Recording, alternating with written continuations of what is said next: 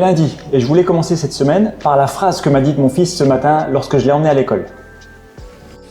Ce que j'ai compris, c'est que 99% des gens ne travaillent pas dur et veulent la récompense tout de suite. Mais ce ne sera qu'une petite récompense. Alors que 1% des gens travaillent dur pour avoir une plus grande récompense, mais plus tard. Et c'est ce qu'il faut faire, à partir de maintenant. You say slow down. I don't like to move too fast and drown the truth with. Cette phrase, elle m'a percuté. Elle pourrait sortir tout droit d'un livre de développement personnel.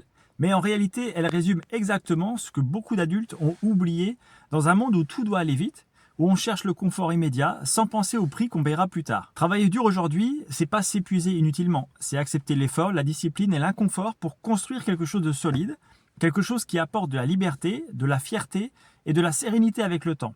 Et tenir ce vlog, faire une chaîne YouTube, même quand il n'y a presque pas d'abonnés, même quand personne ne regarde vraiment, c'est aussi un effort, quelque chose qui est difficile à faire, parce qu'il n'y a aucune gratification immédiate.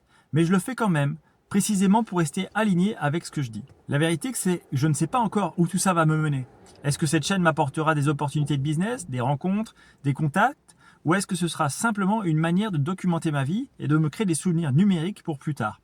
Et au fond, peu importe pour le moment, parce que moi-même, je ne vois pas clairement quelle est ma ligne directrice, quel est le fil conducteur, le vecteur commun de toutes ces vidéos. J'ai connu les moments où j'ai choisi la facilité et ceux où j'ai serré les dents. Et sans exception, ce sont les périodes de rigueur, de travail et de vision à long terme qui m'ont apporté pas seulement financièrement mais aussi humainement. Ce qui m'a le plus touché, c'est de comprendre que sans discours, sans leçon, mon fils a intégré cette logique simplement en observant. Et ça m'a rappelé que ce que nous transmettons le plus, ce ne sont pas nos paroles, mais notre exemple. Je ne cherche pas seulement à lui laisser quelque chose de matériel, je veux lui transmettre un état d'esprit, celui de la patience, du travail bien fait et de la responsabilité de sa propre vie. Alors si tu regardes cette vidéo en ce début de semaine, pose-toi simplement cette petite question.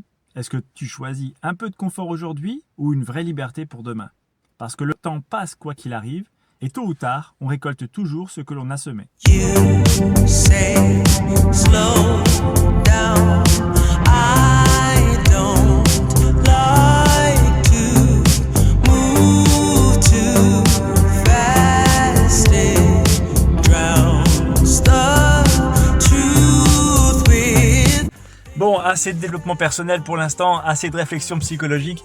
Là, pour l'instant, on vient de terminer 2 visites. Je viens de faire une visite à Méricourt sur une maison avec 3 chambres et je viens de terminer une visite ici à Vitry-en-Artois, là où on était déjà samedi.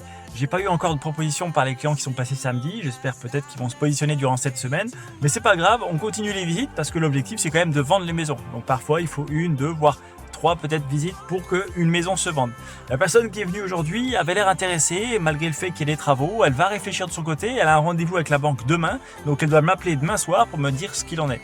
J'espère que ça va le faire, que ça va me rapprocher justement de mon objectif financier. Maintenant, on retourne à l'agence. On a des photos à faire d'un nouveau bien à Fresnes-les-Montauban qu'on va rentrer à l'agence. Donc je vais rejoindre la directrice d'agence et puis on va aller ensemble à ce rendez-vous.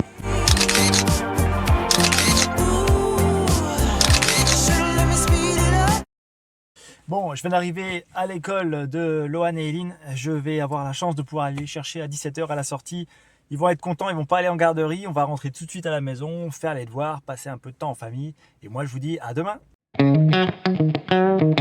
Ça va mon grand? Ouais. T'es en forme?